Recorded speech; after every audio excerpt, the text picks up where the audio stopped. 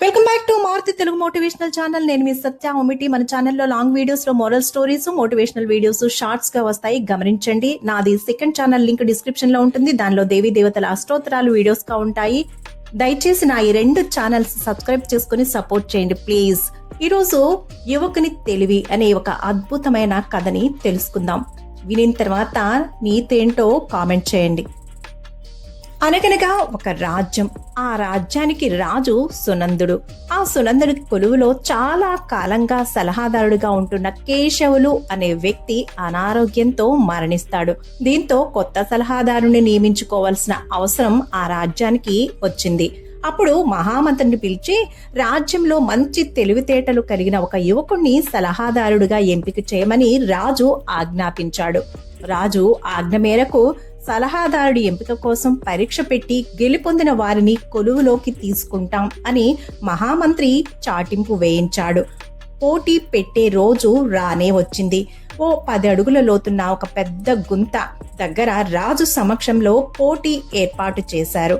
మహామంత్రి వచ్చి ఓ వజ్రపు ఉంగరాన్ని ఆ గుంతలో జారవిడిచాడు. యువకుల్లారా, మీరు ఈ గుంతలోకి దిగకుండా, ఎలాంటి పరికరాలు వాడకుండా ఆ ఉంగరాన్ని పైకి తీయాలి. అలా చేసిన వారే ఈ పోటీలో విజేతలవుతారు అన్నాడు. ఎంతో ఉత్సాహంతో పోటీలో పాల్గొనాలి అని అక్కడికి వచ్చినటువంటి ఎందరో వ్యక్తులు మంత్రి గారి మాటలతో నిరుత్సాహానికి లోనయ్యారు. ఏం చేయాలో ఎటూ పాలుపోలేదు. కొందరైతే ఏవేవో ప్రయత్నాలు చేస్తూ ఉన్నారు, కానీ ఉంగరాన్ని మాత్రం బయటకు తీయలేకపోతున్నారు. ఇలా చాలా సమయం గడిచిపోయింది. అసలు ఈ పోటీలో ఎవ్వరూ గెలవలేరు అని అక్కడ ఉన్న వారందరూ కూడా ఒక అభిప్రాయానికి వచ్చారు. ఇంతలో ధర్మతేజ అనే యువకుడు ముందుకు వచ్చాడు. అయ్యా, నాకు ఒక పిడికెడు పేడ తెప్పించి ఇవ్వగలరా అని మంత్రిని అభ్యర్థించాడు. ఆయన సైనికులకు ఆజ్ఞ ఇవ్వడంతో కాసేపటికి పేడ తీసుకువచ్చి ధర్మతేజ ముందుంచారు. యువకుడు దాన్ని తీసుకుని గుంతలో ఉన్న ఉంగరం మీద పడేలా వేశాడు.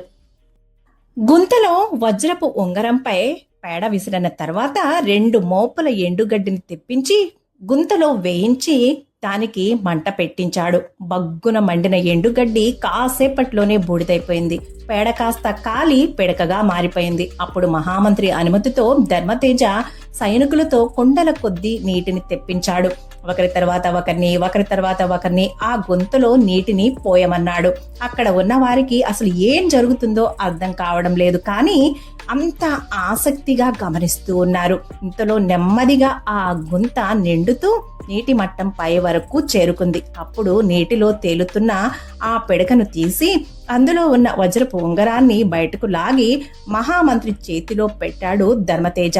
అంతే, జనులందరూ కూడా, చుట్టూ ఉన్న ప్రజలందరూ కూడా జయ జయధ్వానాలు చేస్తూ ధర్మతేజ జయహో, ధర్మతేజ జయహో అంటూ ఎంతో మెచ్చుకున్నారు ధర్మతేజను. మహారాజు భళ అని మెచ్చుకుంటూ ధర్మతేజను విజేతగా ప్రకటించి తన కొలువులోకి సలహాదారుడుగా నియమించుకున్నాడు.